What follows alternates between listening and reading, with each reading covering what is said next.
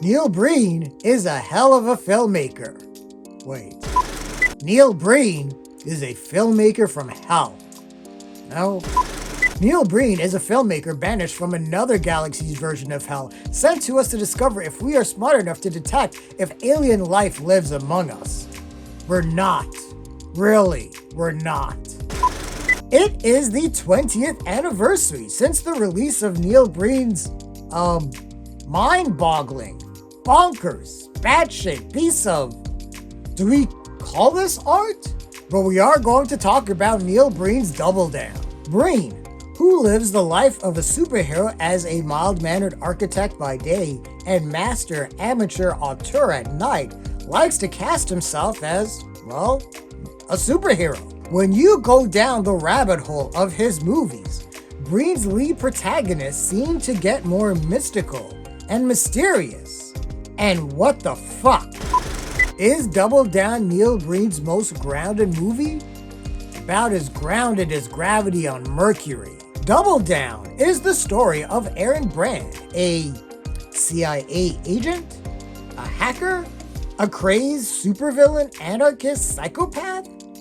Your guess is as good as mine, and everyone's, including Neil Breen himself. According to IMDb, Double Down is the controversial story of a lone genius who closes down the Las Vegas Strip. The government can stop him as he reunites with his dead girlfriend each night. That is not this movie at all. Double Down is a conspiracy theorist domestic terrorism wet dream come to full cinematic half-aborted life that is melting in the Nevada desert, where 90% of this movie takes place, with the other 10 taking place on Adobe stock B-roll and my green screen. The movie begins trying to fool us into thinking we are watching Superman. You will believe a man can fuck up a film. We meet up with Aaron Brand in the Nevada desert, a jack of all trades apparently, who is so good at hacking that he has somehow gained control of every government satellite, despite being super out in the open in the desert, and despite not knowing how to even use a laptop. And somehow, I'm supposed to believe he has all of these medals on his Canadian tuxedo that is supposed to exemplify his bravery and competence. I'll say this, Neil Breen is brave. Aaron is now a rogue mercenary and agent who has become so digitally and electronically powerful, which just feels like a bunch of cool words just put together to sound cool. The agency Aaron worked for assassinates his fiancée that he's been with since 7. They assassinated her instead of him. It can make sense. But Brand, through his extremely long exposition voiceover, lets us know he is an assassin with gold, as he donates the money he used from his covert operations to children's charity. I wonder how many Make-A-Wish kids' last wish was to assassinate somebody. Hey, I don't put anything past humanity anymore. Brand receives a directive to shut down the Las Vegas Strip for 2 months for reasons, as Brand shows how he handjobs white-collar criminals to death. Aaron Brand is Luigi Mangione from another planet. Literally. Aaron lives a simple life, eating so much tuna, his breath smells like destiny from the landing strip, don't ask how I know that, and works with a little simple brilliant setup, 5 dead laptops, a handful of dead flip phones, and a couple of Dish Network satellites affixed to the trunk of his Mercedes that, no, seriously, how does he have any power? It isn't established that he has a generator, and it's not like his little car has enough juice to go around. Oh yeah. Oh fuck no. Brand plays with toy needles and toy guns, telling us he can access any satellite or computer, and then we get this amazing bit of exposition on top of the 10 minutes of exposition we have already got. Governments don't dare try to kill me. I've let them all know that I've planted biological bombs in 7 major cities around the world. I've also secretly notified all the major news agencies of my plan. What? What? How has any world government not caught this man? Why isn't there a worldwide manhunt for this guy? He told the media what he is doing. I mean, he is right there in the fucking open. No, seriously, when I say 90% of this movie takes place in the Nevada desert, that's an actual mathematic fucking calculation. And I'm not so sure about Aaron. Are we supposed to root for him? I mean, drug kingpins open community centers all the time. Are we supposed to excuse Aaron's acts of terrorism just because he donates a few dollars to some kids' charities and children's hospitals every once in a while? Neil Breen, what the fuck? We even get into science fiction, where Aaron has developed an invisible force field. I become invisible.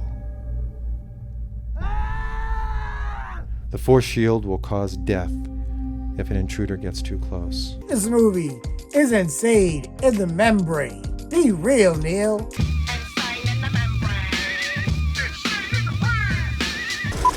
There is so much happening that I can't even say it doesn't make sense, because I am certain there is some mad internal logic that Breen is working with. It's like Terrence Malick was beamed from another dimension, took a bunch of shrooms, and decided to make a movie. We get sequences where Aaron and his fiancée dance in the desert before she is shot, and Breen's reactions are amazing. Jeez.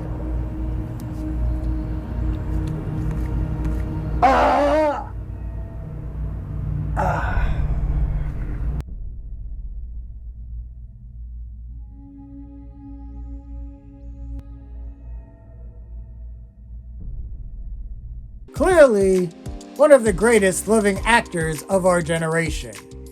And I didn't need to know what Neil Breen's lily white ass looked like. Somehow, Aaron is given the power to cure a child's brain cancer. Somehow.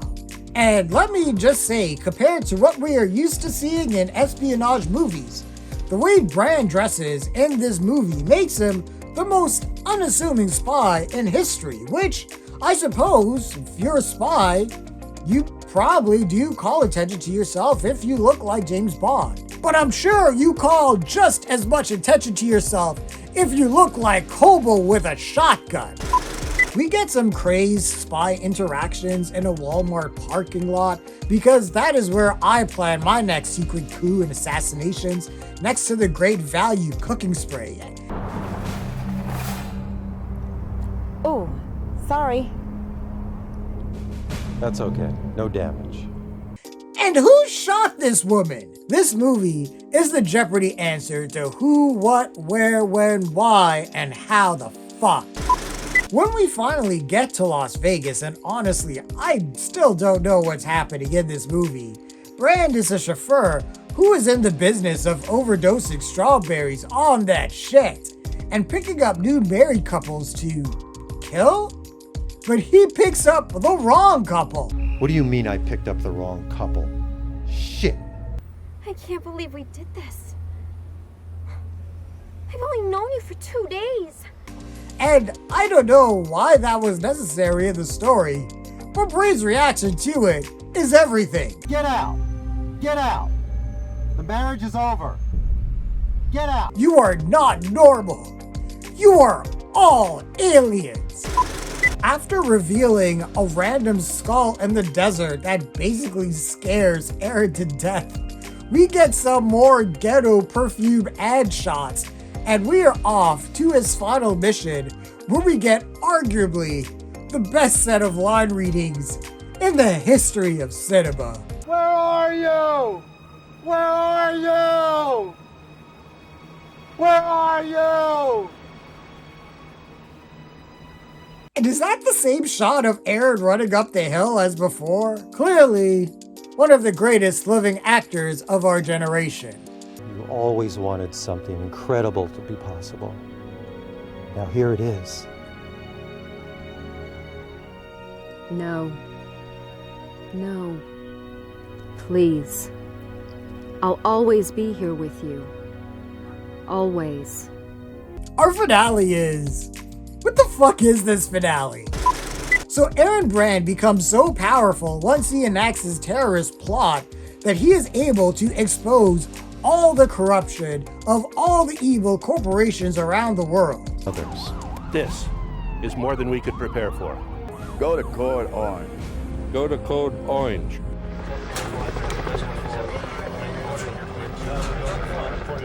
Go to Code Red. You are all fucking aliens.